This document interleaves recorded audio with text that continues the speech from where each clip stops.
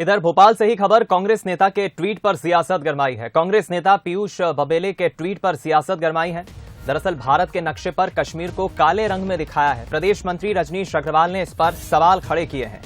BJP ने सवाल पूछा है कि क्या इसे अलगाववाद माना जाए। कांग्रेस नेता के ट्वीट पर बीजेपी ने ट्वीट करते हुए विरोध जताया और कहा कि क्या इसे अलगाववाद माना जाए। रजनीश अग्रवाल ने आपत्ति जताई है इस पर। पीयूष बबेले ने जो ट्वीट किया है, हालांकि पीयूष बबेले ने भारत का नक्शा ट्वीट किया है और उसमें कैप्शन लिखा है, नक्शे के रंग बदल रहे हैं। यानी कि उनका एक तरह से यह कहना है कि बीजेपी शासित राज्य जो पहले भारत के अलग अलग राज्यों में खासतौर पर भगवा रंग नजर आ रहा है, यानी बीजेपी की तरफ इशारा करता है। तो पीयूष बबेले ये कहना चाह रहे हैं कि नक्शे का रंग बदल रहा है, लेकिन इस पर बीजेपी ने आपत्ति जताई है। रजनीश अग्रवाल ने ट्वीट करते हुए सवाल भी पूछा है कि क्या यह अलगाववाद है। हम रुख करेंगे मनोज सैनी जी, एग्जीक्यूटिव एडिटर हमारे साथ फोन लाइन पर जुड़ गए। मनोज जी, पीयूष बबेले का ये ट्वीट कहीं भारी ना पड़ जाए कांग्रेस पार्टी को, क्या कहेंगे? देखिए, निश्चित रूप से, और जैसे ही उन्होंने ट्वीट किया उसके बाद यदि हम सोशल मीडिया पर देखें तो काफी विरोध भी हुआ, खासकर बीजेपी की तरफ से।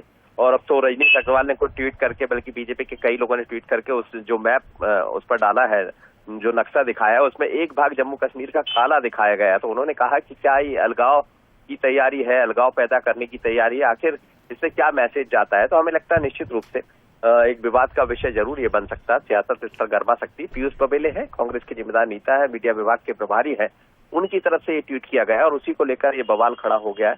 अब बीजेपी अलग अलग तरह से उस पर ट्वीट कर रही है और सवाल उठा रही है, लेकिन ये देखना भी पड़ेगा कि क्या इसके बाद कुछ और चीजें दिखाई देती, क्योंकि बीजेपी तो हमेशा सोशल मीडिया पर चर्चा में बनी ही रहती है और जैसे ही मौका मिलता है तो छोड़ती भी नहीं, और ये उसी का असर दिखाई दे रहा।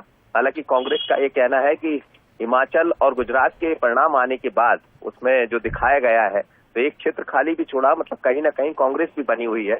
तो मकसद वो था, लेकिन अब उसके अन्य मायने भी निकाले गए। चलिए, बहुत शुक्रिया आपका इस बातचीत के लिए, खबर पर हमारे साथ जुड़ने के लिए।